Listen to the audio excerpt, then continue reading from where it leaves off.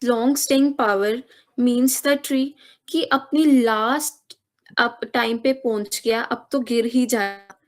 इसका क्या मतलब था जो ट्री था वो फाइनली डेड हो चुका था, इसमें अब पावर नहीं है, अब ये खत्म हो गया। एट लास्ट फेल गिर गया या was not cut down cut ही नहीं हुआ।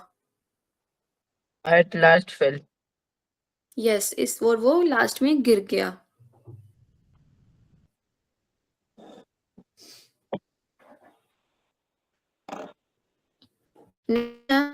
It shakes all the neighbours through out उसने अपने आगे पीछे जितने पेड़ थे सबको हिला के रख दिया।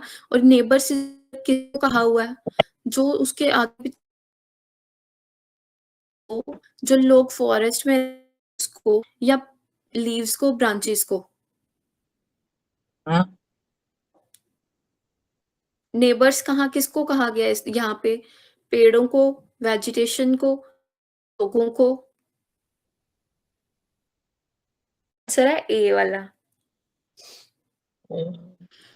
फोर्थ है the tone of the poem is ये पोएम कैसी थी? एडमायरिंग किसी की प्रेज कर रही थी, सोरोफुल थी कि सैड थी या हैप्पीनेस वाली थी?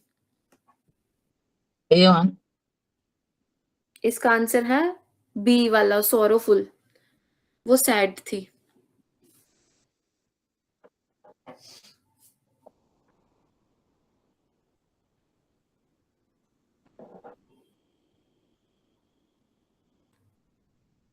अभी ये सी वाले पे हम करेंगे।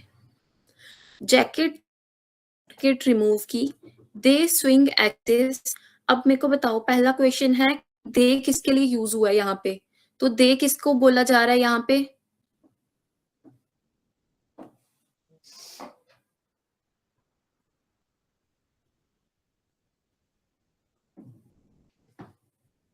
दे यहाँ पे बोला जा रहा है वो दो वुड कट को जो और आइक को जो लकड़ी काट रहे थे। What are they doing? वो लकड़ी काट रहे थे। What do you think they remove their jackets?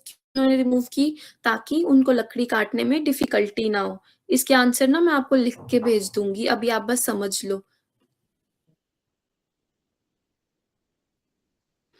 अभी हम नेक्स्ट वाली करेंगे। हाँ, the enchanted pool. Enchanted magical pool.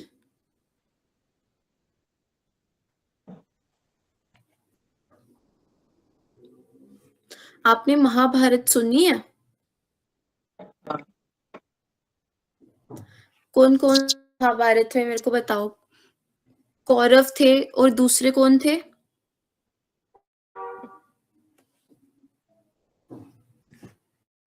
Two. Pandav थे।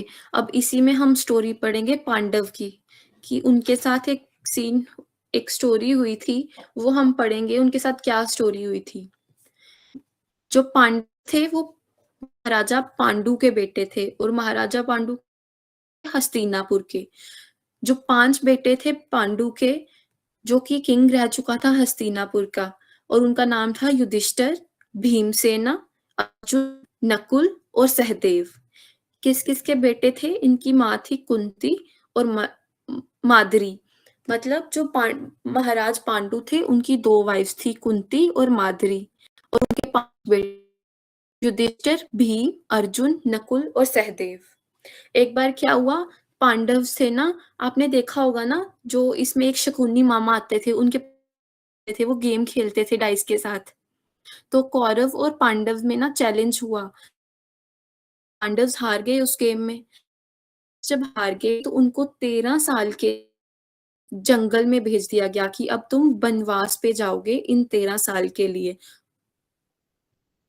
और उन 13 साल में वो नॉर्मल किसकी और इन 13 साल में वो लोग कॉमन लोगों की तरह रहे। आए तो वो राजा के परिवार से थे, और लेकिन इन 13 साल में उन्हें कॉमन पीपल की तरह रखना।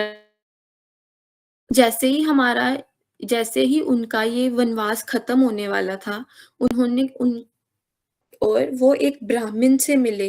ब्राह्मण क्या कर रहा था? Whose fire kindling mortar. Fire kindling मतलब आग जलाने वाला मोर्टार टूल, कि उसके पास आग जलाने वाला टूल था। वेलेड मतलब चोरी कर लेना। वो एक हिरन ने उठा के भाग गए। अब वो जो भाई थे, पांडव थे पाँचों, उन्होंने सोचा कि हम हेल्प करेंगे ब्राह्मण की। वो क्या किया उन्होंने, डियर के पीछे-पीछे भागे। जब वो डियर को पीछे-पीछे भाग रहे थे, वो एक जंगल में गुम हो गए। अब उनको समझ ना आए हम जाएँ कहाँ? तो एक के टाइम पे वो बहुत भूखे हो गए और प्यास लग गई। तो उनका जो सबसे बड़ा भाई था युधिष्ठिर, उसने अपने भाई को कहा नकुल कि तुम पेड़ के ऊपर चढ़ के देखो कि पास में कोई रिवर वगैरह है जिससे हम पानी पी सकें। तो नकुल ने क्या कहा कि भैया मुझे पास में एक दिख रहा है, पानी रिवर दिख रहा है जहाँ से हम पानी ले सकते हैं। तो युधिष्ठिर ने उसे फटाफट कहा कि तुम जाओ और जाके सबके लिए पानी ले आओ।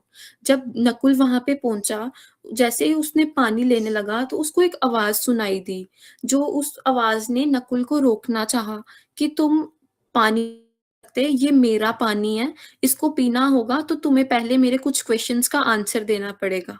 लेकिन जो नकुल था वो हुआ था और प्यासा था, तो उसने क्या किया उसकी पानी पी लिया और जैसे ही उसने पानी फ़ील किया, उसको ऐसे बहुत ही टायर्ड फ़ील होने लगा और वो वहीं पे बेहोश हो गया।